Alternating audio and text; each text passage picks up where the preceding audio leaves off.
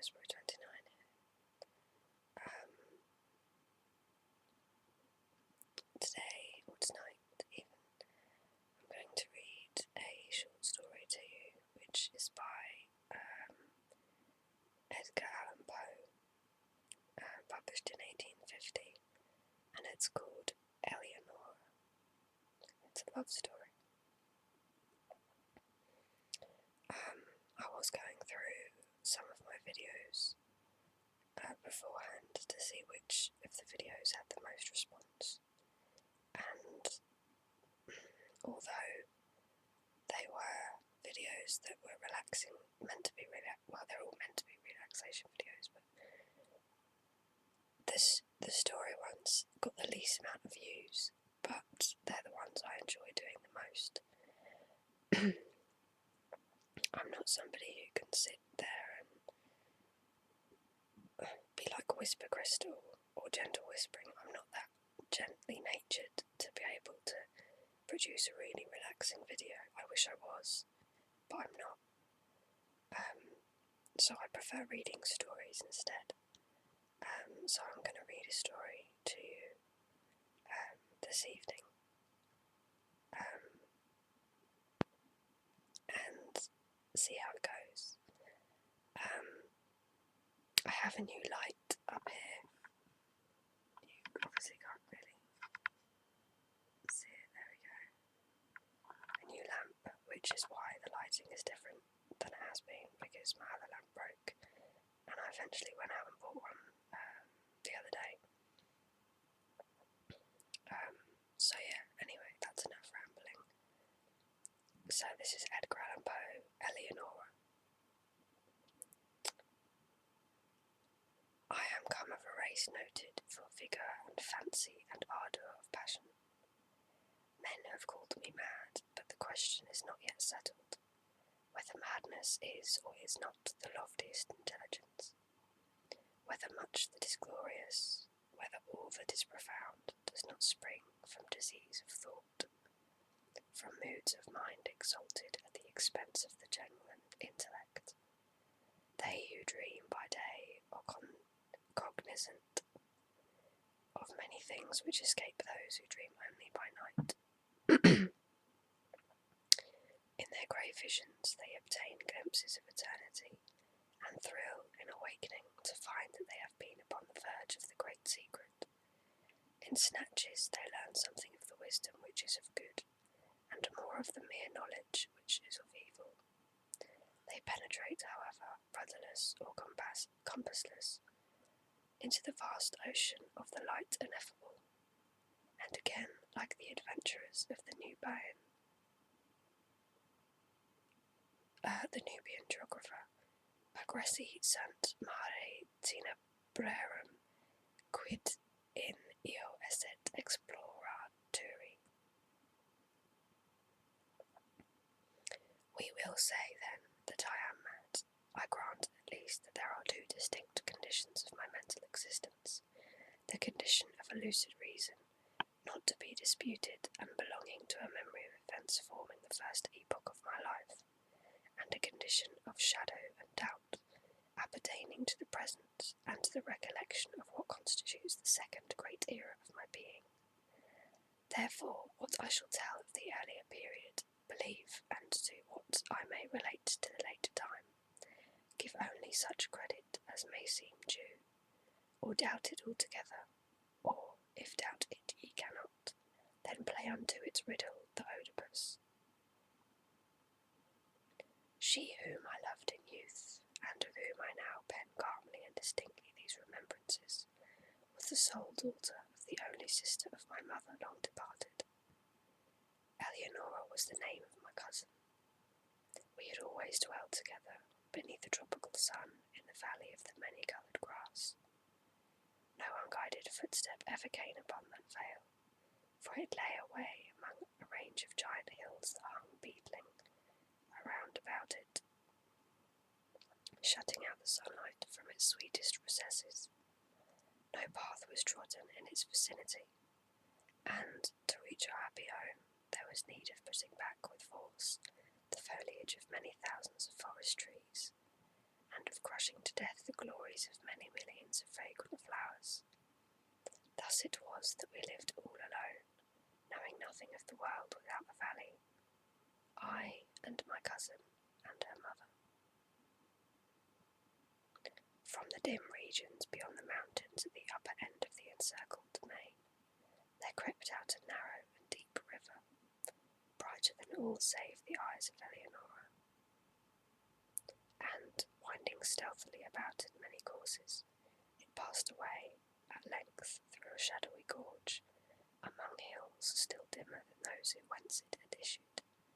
We called it the River of Silence, for there seemed to be a hushing influence in its flow.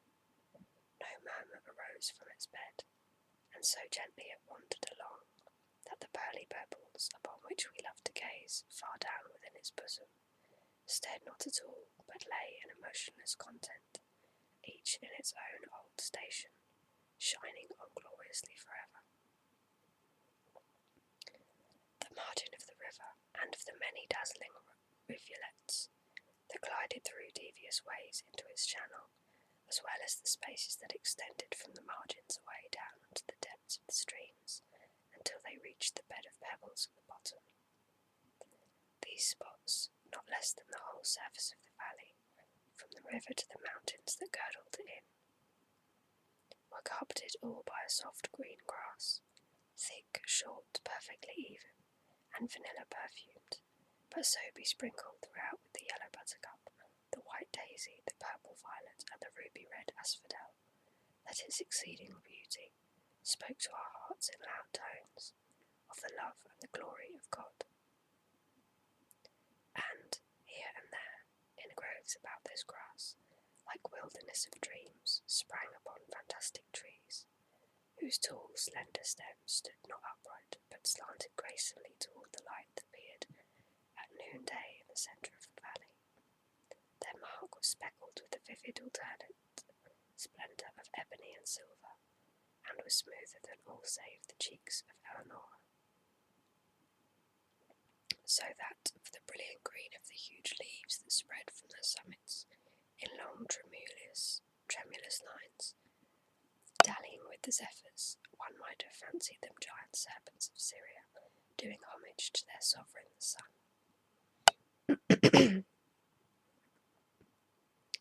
Hand in hand about this valley, for 15 years, roamed I with Eleonora before love entered within our hearts.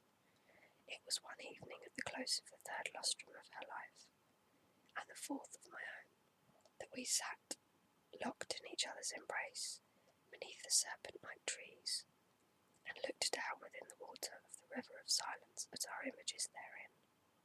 We spoke no words during the rest of that sweet day, and our words even upon the morrow were tremulous and few. We had drawn the god Eros from that wave, and now that we felt he had enkindled us with the fiery souls of our forefathers, the passions which had for centuries distinguished our race came thronging with the fancies for which they had been equally noted, and together breathed the delirious bliss over the valley of the many-coloured grass. A change fell upon all things. Strange, brilliant flowers, star-shaped, burn out upon the trees where no flowers had been before. The tints of the green carpet deepened, and when, one by one, the white daisies shrank away, there sprang up in place of them 10 by 10 of the ruby-red asphodel. A life arose in our paths, for the tall flamingo, hitherto unseen, with all gay glowing birds, flaunted its scarlet plumage before us. The golden and silver fish haunted the river, out of the bosom of which issued, little by little, a murmur that swelled, at length, into a lulling melody, more divine than that of the harp of Aelus, sweeter than all save the voice of Eleonora. And now, too, a voluminous cloud, which we had long watched in the regions of Hesper, floated out thence all gorgeous in crimson and gold, and settling in peace above us, sank day by day lower and lower, until its edges rested upon the tops of the mountains, turning all their dimness into magnificence, and shutting us up, as if forever, with within a magic prison house of grandeur and of glory. The loveliness of Eleonora was that of the seraphim, but she was a maiden artless and innocent as the brief life she had led among the flowers. No guile disguised the fervour of love which animated her heart, and she examined with me its inmost recesses as we walked together in the valley of the many-coloured grass, and discoursed of the mighty changes which had lately taken place therein. At length, having spoken one day in tears of the last sad change which must befall humanity, she thenceforward dwelt only upon this sorrowful theme, interweaving it into our converse, as in the songs of the Bard of Shiraz. The same images are found occurring again and again in every impressive variation of phrase.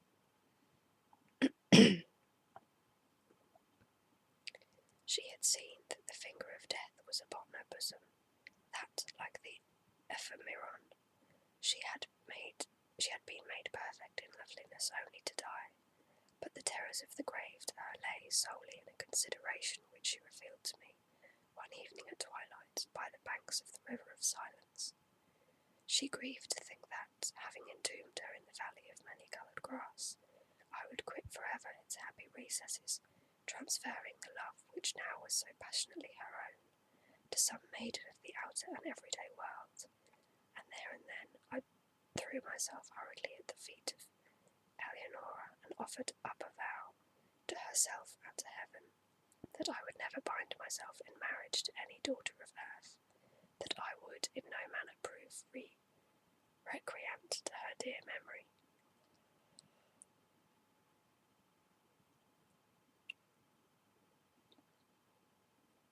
Or to the memory of the devout affection with which she had blessed me, and I called the mighty ruler of the universe to witness the pious solemnity of the vow, and the curse which I invoked of him and of her, a saint in illusion, should I prove traitorous to that promise, involved in a penalty, the exceeding great horror of which will not permit me to make record of it here. And the bright eyes of Eleonora grew brighter at my words, and she sighed as if a deadly burthen had been taken from her breast, and she trembled and very bitterly wept. But she made exceptions of the vow, for what was she but a child, and it made easy to her the bed of her death, and she said to me, not many days afterward, tranquilly dying, that because of what I had done for the comfort of her spirit, she should watch over me in that spirit when departed, and, if so, it were permitted to return to me visibly in the watches of the night. But if this thing were, indeed, beyond the power of the souls in paradise, that she would, at least, give me frequent indications of her presence, sighing upon me in the evening winds, or filling the air which I breathed with perfume from the senses of the angels. And, with these words upon her lips, she yielded upon her innocent life, putting an end to the first epoch of my own. Thus far I have faithfully said, but as I pass the barrier in time's path, formed by the death of my beloved, and proceed with the second era of my existence, I feel that a shadow gathers over my brain, and I mistrust the perfect sanity of the record. But let me on. Years dragged themselves along heavily, and I still dwelled within the valley of the many-coloured grass. But a second change had come upon all things. The star-shaped flowers shrank into the stems of the trees and appeared no more. The tints of the green carpet faded, and, one by one, the ruby-red asphodels withered away, and there sprang up, in place of them, 10 by 10 dark, eye-like violets, that writhed uneasily, and were ever encumbered with dew. And life departed from our paths, for the tall flamingo flaunted no longer his scarlet plumage before us, but flew sadly from the vale into the hills, with all the gay glowing birds that he had arrived in his company, and the golden and silver fish swam down through the gorge at the lower end of our domain and bedecked the sweet river never again, and the lulling melody that had been softer than the wind harp of Alis, and more divine than all save the voice of Eleonora. It died little by little away, in murmurs growing lower and lower, until the stream returned at length utterly into the solemnity of its original silence. And then, lastly, the voluminous cloud uprose, and, abandoning the tops of the mountains into the dimness of old, fell back into the regions of Esper, and took away all its manifold golden and gorgeous glories from the valley of the many-coloured grass. Yet the promises of Eleonora were not forgotten, for I heard the sounds of the swinging of the censers of the angels, and the streams of the holy perfume floated ever and ever about the valley, and at lone hours, when my heart beat heavily, the winds that bathed my brow came unto me laden with soft sighs, and distinct murmurs filled often the night's air, and once, oh, but once only, I was awakened from a slumber, like the slumber of death, by the pressing of spiritual lips upon my own. But the void within my heart refused, even thus, to be filled. I longed for the love which had before filled it to overflowing. At length the valley pained me through its memories of Eleonora, and I left it forever for the vanities and the turbulent triumphs of the world. I found myself within a strange city, where all things might have served to blot from recollection the sweet dreams I had dreamed so long in the valley of the many-coloured grass. The pomps and pageantries of a stately court, and the mad clangor of arms, and the radiant loveliness of women bewildered and intoxicated my brain, but as yet my soul had proved true to its vows, and the indications of the presence of Eleonora were still given me in the silent hours of the night. Suddenly these manifestations they ceased, and the world grew dark before mine eyes, and I stood aghast at the burning thoughts which possessed, at the terrible temptations which beset me, for there came from some far, far distant and unknown land. Into the gay court of the king I served, a maiden, to whose beauty my whole recreant heart yielded at once, and whose footstool I bowed down without a struggle, in the most ardent, in the most abject worship of love. What, indeed, was my passion for the young girl of the valley, in comparison with the fervour, and the delirium, and the spirit-lifting ecstasy of adoration, for which I poured out my whole soul, in the tears at the feet of the ethereal Ermengarde. O bright was the seraph Ermengarde, and in that knowledge I had room for none other. O divine was the angel Ermengarde, and as I looked down into the depths of her memorial eyes, I thought only of them and of her. I wedded, nor dreaded the curse I had invoked, and its bitterness was not visited upon me, and once, but once again in the silence of the night, there came through my lattice the soft sighs which had forsaken me, and they modelled themselves into familiar and sweet voice, saying, Sleep in peace, for the spirit of love reigneth and ruleth, and, in taking to thy passionate heart her who is Ermengarde, thou art absolved for reasons which shall be made known to thee in heaven, of thy vows unto Eleonora. So there you have it. That was Eleonora by Edgar Allan Poe. I hope you enjoyed